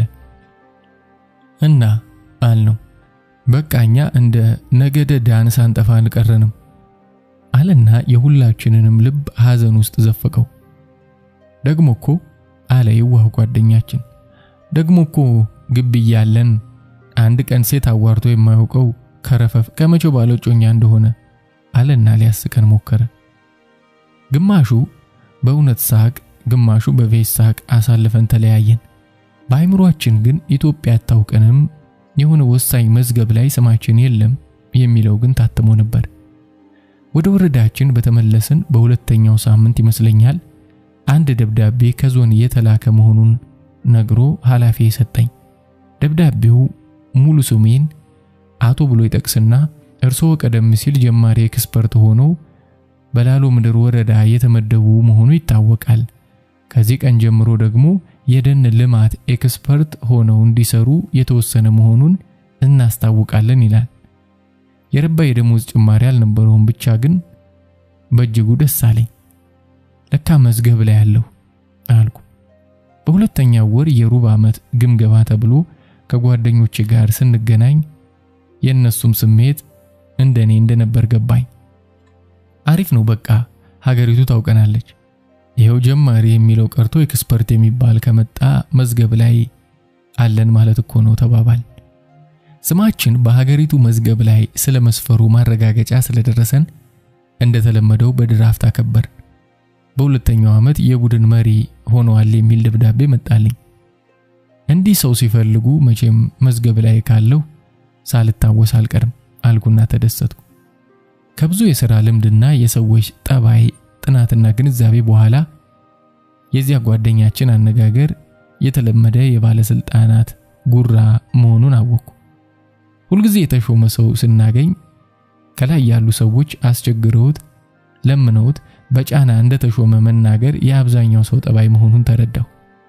እንዲህ ብሎ ነግሮ ከስልጣኑ ሲነሳ ደግሞ ቀን ሰው አይፈለግም፣ ያው ሙስና ስለማልበላ ጠሉኝ፣ በሴራና በሸፍት እኮ ነው ይላል። ተለምኖ መሾሙን ነግሮ ተገፍቶ መውጣቱን ሲያወራ ቅር አይለውም። ይሁን እንጂ የኛ ጓደኛ በብርሃን ፍጥነት እንዴት ከዚያ ቦታ ላይ ሊመደብ ቻለ የሚለው የነበረውን የፖለቲካ ስርዓት ብልሹነት የሚያመለክት እንጂ እኛን የሚያኮስስ መሆኑን አልነበረበትም። እኛ ወደ ዞን ስናድግ ጓደኛችን በግምገማ ከኃላፊነቱ መነሳቱን ሰማን። እንዲያው በሙስና ክስ ሁሉ መከራውን እንዳየ ተረዳን። ለዚያ ወጣት መከራ ተጠያቂው ብልሹ የፖለቲካ ስርዓት ነበር። ከያኔው እንዳለው ያዋከቡት ነገር ምዕራፍ አያገኝም፣ ፍቅሬ በዛን ያላማረኝም ሆነና ብዙም ሳይቆይ ያለ ወቅቱ ያፈራው ጓደኛችን የፖለቲካ ቁማር ወፍ በላው። በሰው ልጅ የአካላዊም የአይምሮዊም ሆነ ማህበራዊ ድርጊቶች መታለፍ የሌለባቸው ደረጃዎች አሉ። ከታች የነበርከው ድንገት ከላይ ከሆንክ በኋላ ዘመን የመካከሉን እንደገና ማለፍ ግዴታ ይሆናል። እያንዳንዱ የህይወት ምዕራፍ ለሚቀጥለው ተገቢ ግብአት ነው። በስነ ህይወት ትምህርት ባዮሎጂ ሜታሞርፎሲስ የሚባሉ የነፍሳት እድገት አለ። እንቁላል፣ እጭ፣ ኩብኩባና ጉልምስ ናቸው። አንዱ አንዱን አይበልጥም፣ አንዱ ከአንዱ አያንስም። ይልቁንም አንዱ ለሚቀጥለው አስፈላጊ ነው። ከነዚህ ደረጃዎች አንዱ ከተዘለለ ሙሉ አካል ያለው ነፍሳት ለምሳሌ ንብ አይገኝም። በሰው ልጅም ጽንስ፣ ጨቅላ፣ ህፃን፣ ታዳጊ፣ ወጣት፣ ጎልማሳ፣ አረጋዊ የተፈጥሮ ቅደም ተከተሎች ናቸው። በማህበራዊና ኢኮኖሚያዊ እድገትም ትርፍ በኪሳራ ማወቅ ባለማወቅ ይጀመራል። ስልጣን በመታዘዝ ከላይ መሆን ከታች በመሆን ይጀመራል። ከየትም እንገኝ ምንም የተለየ አመለካከት ይኑረን፣ ይህ የተፈጥሮ መርህ ነው። ሀብታሞች ሀብታም ልጅ መውለድ የለባቸውም፣ ሀብታም መሆን የሚችል ታታሪ ልጅ እንጂ። አዋቂዎች አዋቂ ልጅ መውለድ አይችሉም፣ ማወቅ መማር የሚችል እንጂ። ባለስልጣናት ባለስልጣን መውለድ አይችሉም የለባቸውም፣ ይልቁንም በመታዘዝና በማገልገል ወደ ስልጣን የሚመጣ ትጉህ ልጅ እንጂ።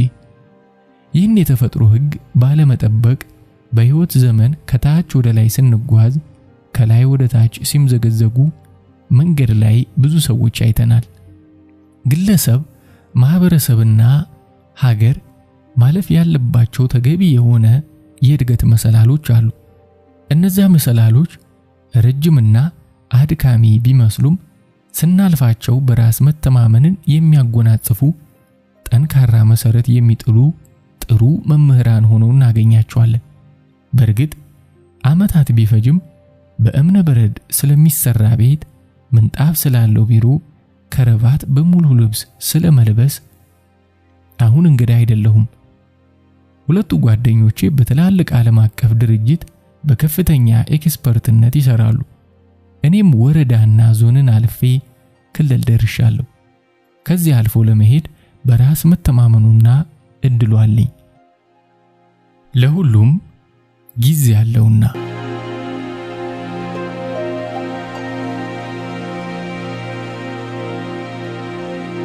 ሶስተኛው የጓደኛዬ ኑዛዜ ይሰኛል።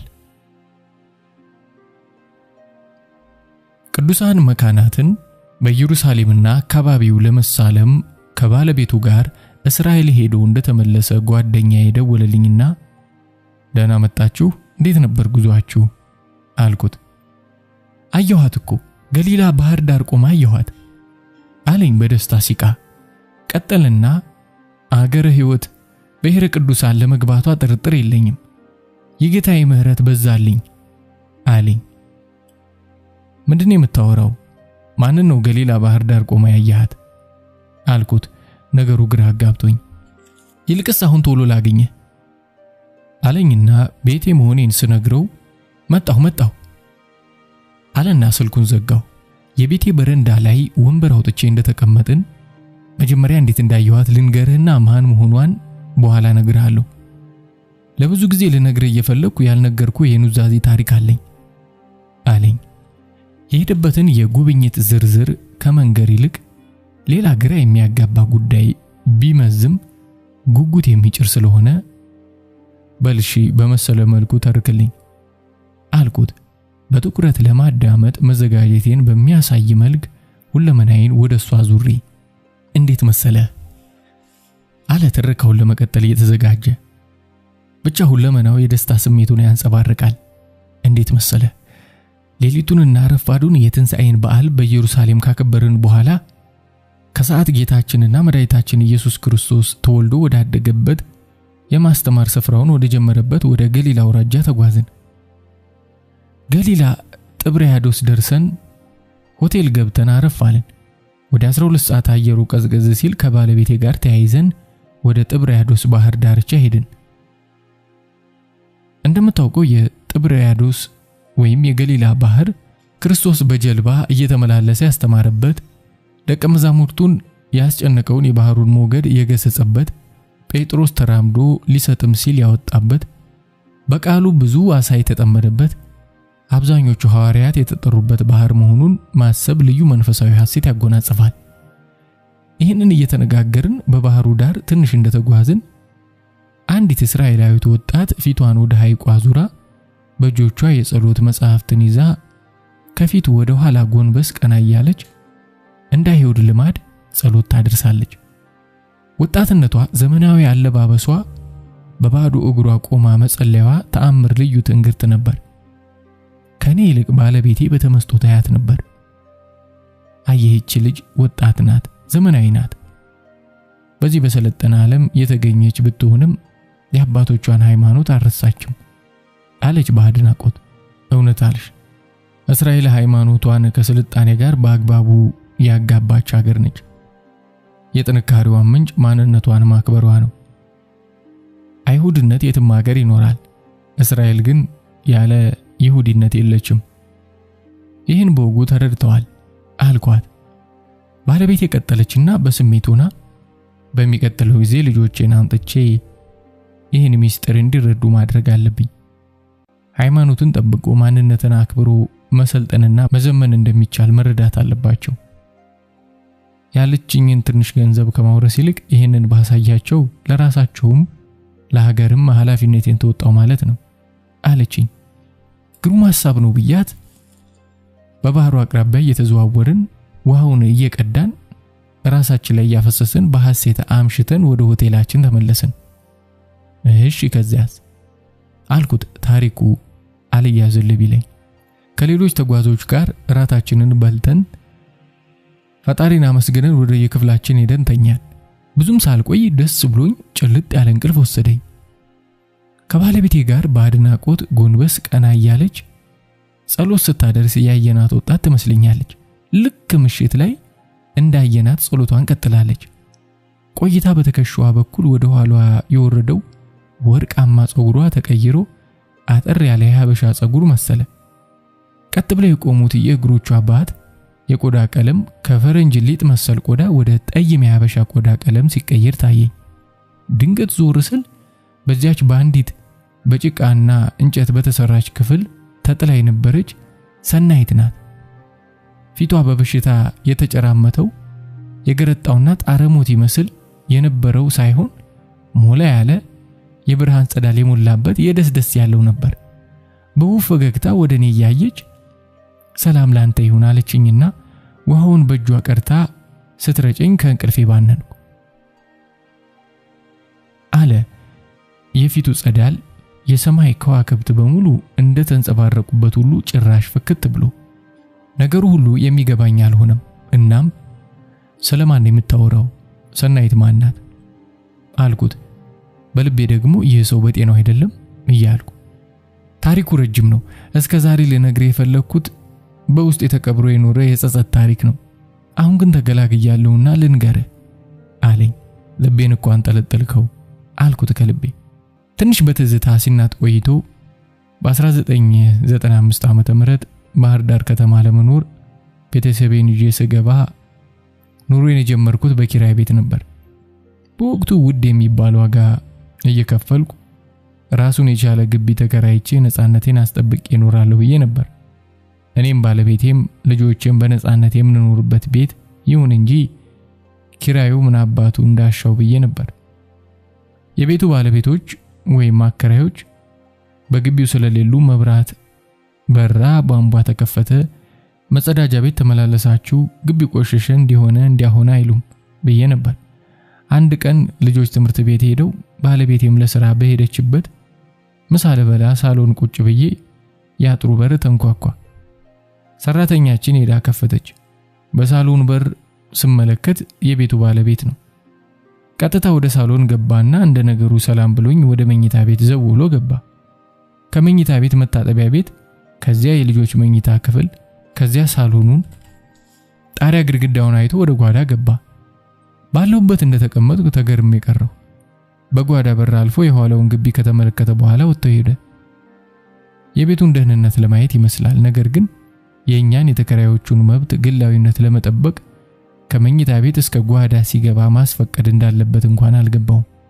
ያን ቀን በአጭር ጊዜ የኔንና የባለቤቴን አቅም እንዲሁም የዘመድንም ጭምር ተጠቅመን በቶሎ የራሴ የሚለው የመኖሪያ ቤት እንዲኖረኝ ወሰንኩ። አለ ምሬቱ የመጣበት ይመስል ተኮሳትሮ። እሺ አጅሬ ከወሰንክ መቼም አልኩት የውሳኔ ሰው መሆኑን ስለማውቅ። ታሪኩ ግን ጭራሽ እየተወሳሰበብኝ ነበር። ከዚያ ከተከራየሁበት ሰፈር ብዙ ያራቀ አንድ ቦታ እንደሚሸጥ ሰማሁ። አንዲት ባለቤቷ በድንገት የሞተባት የልጆች እናት መስራት ስለማትችል ወደ ዘመዶቿ ለመሄድ ፈልጋ 250 ካሬ ሜትር ስፋት ያለውን ቦታ በ12000 ብር ለመግዛት ተስማማሁ። በወቅቱ ባዶ ቦታ እንደየአካባቢው ከ8000 እስከ 12000 ብር ዘና ብሎ መግዛት ይቻል ነበር አለ። በአሁኑ ወቅት በባህር ዳር ከተማ 250 ካሬ ሜትር ባዶ ቦታ ከ5 ሚሊዮን ብር በላይ መድረሱን ሳስብ የሀገራችን የዋጋ ግሽበት እንደ ሮኬት የሚተኮስ ነገር ለመተንበይ የሚያስቸግር ሰቀቀን መሆኑ ያስደንቃል ስል ለራሴ አጉተመተምኩ። እርሱ ግን ተረጋውን ቀጥሏል። እናም ውሉን ጨርሼ ገንዘቡንም ከፍዬ የቦታውን ሰነድ ከተቀበልኩ በኋላ ከቦታው ላይ ትንሽዬ አንድ ክፍል ያላት የእንጨት ቤት መሃል ላይ የተሰራ ስለነበርና አከራይታት እንደምትኖር ነግራይ ስለነበር አብረን ሄደን ከተከራይዋ ጋር እንድታስተዋውቀንና በዚያውም ቦታው በመሸጡ ሌላ ቤት እንድትፈልግ ለመናገር ተይዘን ሄድን። ከዚያ በፊት ቦታውን ስመለከት የእንጨት ቤቱን ተመልክቼዋለሁ። ሰው የሚኖርበት አልመሰለኝም ነበር። ከቦታው መካከል ላይ ስለተሰራች የታየኝ ቶሎ አፍርሶ ግንባታ መጀመር ነበር። ከሻጯ ጋር ተያይዘን ከቦታው ስንደርስ ወደ ቤቷ ጠጋ ብላ ሰናይት ብላ ተጣራች። ደከም ባለ ድምጽ ማን ነው አለችና ገረበብ ያለውን የቆርቆሮ በር ከፍታ ለመውጣት ስትጣጣር ግድ የለም እዚያው ሁኚ እንዴት ነሽ አለቻት። መኖር ከተባለ መቼም አለው አለች። በስቃይ ውስጥ ያለ ድምጽ መሆኑ ግልጽ ነበር። ያም ሆኖ በሩን ከፍታ ለመውጣት ትሞክር ጀመር። ሻጯም ወደ በሩ ጠጋለችና እንዴው ትንሽ አልተሻለሽም አለቻት ደግማ በታከተ ድምጽ። አለው መቼም አለቻትና ወደ ውጭ ብቅ አለች። ሰውነቷ የገረጣ ብቻ ሳይሆን ስጋው አልቆ አጥንቷ የገጠጠ ቁስል ያለች ሴት ነች። ገና ሳያት ክው ብዬ ደነገጥኩ። ይኸውልሽ ሰናይት አለች ሻጧ ቀጠለችና ባለፈው እንደነገርኩሽ ቦታውን ለዚህ ሰው ሽጬዋለሁ። እንግዲህ አኖርሽም ማስለቀቀሽም እሱ ነው። ስለ ኪራዩም ስለ ሁሉም የምትነጋገሪው ከሱ ጋር ነው። ድንጋጤዋ ከገረጣው ፊቷ ላይ ተጨማሪ ደመና ሲጥል ይታይ ነበር። ምንነቱን የማታውቀው ሰው የቤት ባለቤት ቤት ከተባለ ከፊቷ ሲቆም ይህም ስቃይዋ ከድንጋጤ ጋር ተዳምሮ መቋቋም ስላልቻለች ሸብረክ ብላ ቁጭ አለች። እንደምን ዋልሽ የኔ እናት አልኳት ከአንገቴ ጎንበስ ብዬ። እጄን ዘርግቼ ለመጨበጥ ድፍረት አጣሁ። እግዚአብሔር ይመስገን አለችና በትካዜ ያቀረቀረች። ሻጯ በሉ እንግዲህ እናንተ ተነጋገሩ፣ በኔ በኩል ጨረስኩ አለችና ጣጣዋን ለኔና ከፊቴ ለተቀመጠችው ምስኪን ጥላ ሄደች። ቦታውን የገዛሁበት ዋና ዓላማ የቆጠብኳትን ይዤ ተበድሬም ተለክቼም ያቅሜን ያህል ትንሽ ክፍሎች ያሉት ቤት ቶሎ ሰርቼ ከኪራይ መለቀቅ ነበር። ያን ለማድረግ ደግሞ መካከል ላይ አጉል ሆና የተሰራቸውን ቤት ማፍረስ ግዴታ ነበር። ራሴን እየፎከትኩ ያው እንግዲህ ወይዘሮ ሰናይት እኔ የቤት ኪራይ ያስመረረኝ የቤተሰብ ኃላፊ ነኝና ግንባታ በቶሎ መጀመር ስለምፈልግ እባክሽ በተሻለሽ ፍጥነት ሌላ ቤት ፈልገሽ ብትለቂልኝ አልኳት። የምነግራት ግን በሙሉ ልብና ኃይል አልነበረም። ውስጤ ሲረበሽ ይሰማኝ ጀመር። ይኸውልህ ጋሼ አለችና ከመሬት ብድግ እንደማለት ብላ ከበሩ መቃል ላይ እጥፍ ብላ ቁጭ አለች። በቃ በእጅጉ ታሳዝናለች። ይኸውልህ እኔ HIV ያለብኝ ሰው ነኝ። እንደምታየኝ ሰውነቴን አይቶ ማንም ይገምታል። ሁሉም ሰው ለኔ ቤት ማከራየት አይፈልግም። ብዙ ተንከራትቻለሁ። እዚች የወደኩት ጎረቤት የሌለው ብቸኛ ስፍራ ስለሆነ ነው ስትል እንባዋ ከጉድጓድ ውስጥ ካሉት አይኖቿ ድንገት ፍልቅ አለ። የምገባበት ጠፋኝ። እንባዋን እንደምንም ጠራርጋ የሚያከራየኝ ካገኘው ሞክራለሁ። ትንሽ ታገሰኝ፣ መቼስ መንገድ ላይ ወድቄ አውሬ ከሚበላኝ አንተን ትንሽ ብትታገሰኝ ልለምንህ ብላ እንደምንም ስትጨርስ ሳልጀመራት የምገባበት ጠፋኝ። ምላሴ ካፌ ውስጥ ተቆላለፈ። ለራሴ ምን የተረገምኩ ሰው ነኝ አልኩና እንደምንም ታግዬ ድንጋይ አሸዋ እስከማሰባሰብ ጊዜ መፈለግ አይቀርም፣ አይዞሽ እስከዛ ቤት ታገኛለሽ አልኳት። ውስጤ ግን በድጋሚ ምን አይነት እድለቢስ ሰው ነኝ አልኩ። እኔ ራሴን ችግረኛ አድርጌ ከችግር ልወጣ ስታገል ከኔ የባሰ ችግረኛ ላይ ሄጄ ወደኩ። በወቅቱ HIV በሽታ የከፋ ደረጃ ላይ የደረሰበት የማህበረሰቡ ግንዛቤም እጅግ ዝቅተኛ ከመሆኑ የተነሳ ቫይረሱ በደማቸው ያለባቸውን ሰዎች ማግለልና መሸሹ አሰቃቂ የነበረበት ወቅት መሆኑ ችግሬን የከፋ አደረገው። 1 ወር ጠበቅኩ፣ ውጤት የለም። 2 ወር፣ 3 ወር ሆነ። ድንጋይና አሸዋ ተደፋ። የግንባታ ፈቃድ ወጥቶ ተዘጋጀ። ያችን ቤት አፍርሶ ለመጀመር ግን ያችን ምስኪን ሴት ማን ቤት ያከራያት? እኔም ላለማሳቀቅ ቶሎ አልሄድም ነበር። ይሁን እንጂ የግንባታ ቁሳቁስና የጉልበት ዋጋ በየጊዜው ስለሚጨምር ከበጀት ውጪ ይሆንኩ እንደሆነ ይሰማኛል። አንድ ቀን ተጨማሪ ድንጋይ ላስደፋ ሄጄ ሳያት በእጅጉ ተዳክማለች። ብዙ የሚጠይቃት ሰው አያጋጥመኝም። ከ6 ወር በላይ ታገስኩ። በጣም ተማረርኩ። ከአንድ ጥግ ቆርቆሮ በቆርቆሮ ልስራላት ይሆን? ብርድና ሙቀት እንዴት ያደርጋታል? ፈቃደኛ ባትሆንስ እያልኩ መብሰልሰል ስራዬ ሆነ። አንድ ቀን እሺ እኔስ እንዴት ልሁን ብዬ መማረሬን ልነግራትና የምትለውን ልሰማት አልኩና 11 ተኩል ከቢሮ እንደወጣው ሰብአዊነትና የኔን ፍላጎት እያሟገትኩ ወደ ቦታው ተጓዝኩ። ከቦታው ስደርስ ከወትሮ በተለየ 4-5 የሚሆኑ ሰዎች ከቤቷ ደጅ ቆመው ያወራሉ። ቤት ኪራይ አግኝታ ዕቃዋን ለማውጣት የሚያግዙ ሰዎች ይሆኑ እንዴ አልኩኝ። ሌላኛው ስሜቴ ግን ፍርሃት ነበረው። ምን ተፈጥሮ ይሆን ብዬ ራምድ እያልኩ ከሰዎቹ ደርሼ ሰላም አላችሁ? ምን ነው ደህና ነው አልኩ። አረፈች አለኝ አንደኛው ሰው። ማን? ምን? መቼ? ተንተባተብኩና ለግንባታ ካስደፋሁት ድንጋይ ላይ ሚዛኔን ስቼ በመቀመጫዬ ዘርፍጥ አልኩ። በወቅቱ በኤችአይቪ የተያዙ ሰዎች ሲሞቱ ወዳጅ ዘመድ በወግ ማዕረግ አጥቦና ገንዞ አልቅሶ የሚቀብርም ብዙ አልነበራቸውም። ይህን ችግር የተረዱ ጥቂት ልባም ደግ ሰዎች ያቋቋሙት ኦሳ የሚባል ድርጅት ሰራተኞች በየቤቱ የወደቁበትን በተወሰኑ ቀናት እየሄዱ ለመርዳት ይሞክሩ ነበር። እንደዚሁ ሞተው ሲያገኙም እንደ ነገሩ ገንዘው ወስደው ይቀብራሉ። ምን ሰዓት እንደሞተች ባይታወቅም በጉብኝታቸው ወቅት ሞታ ስላገኟት ገንዘው ሊቀብሩ ሲዘጋጁ ነበር የደረስኩት አለና እንደ አዲስ እንባው ግን ፍል አለ። ሳላስበው ስሜቱ ተጋባብኝና አንጀቴ ተላወሰ። ትንሽ ቆይቶ እንባውን ጠራረገና ያው ትንሽ ቆይቶ ከሰፈር ጥቂት ሴቶች መጥተው አለቀሱላት። አስከሬኗን በጎ ፈቃደኞች ከራስጌና ከግርጌ ይዘው ሲያወጡ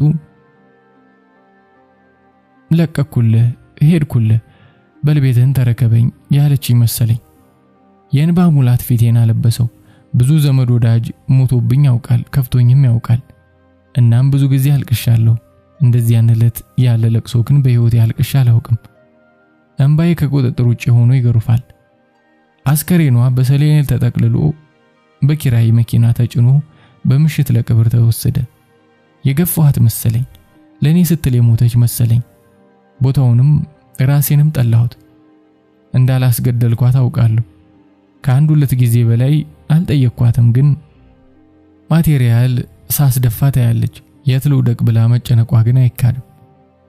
ዛሬ ስለዚሁ ጉዳይ ላናገራት አልነበረም የመጣሁት ብዬ ራሴን ሞገቱ።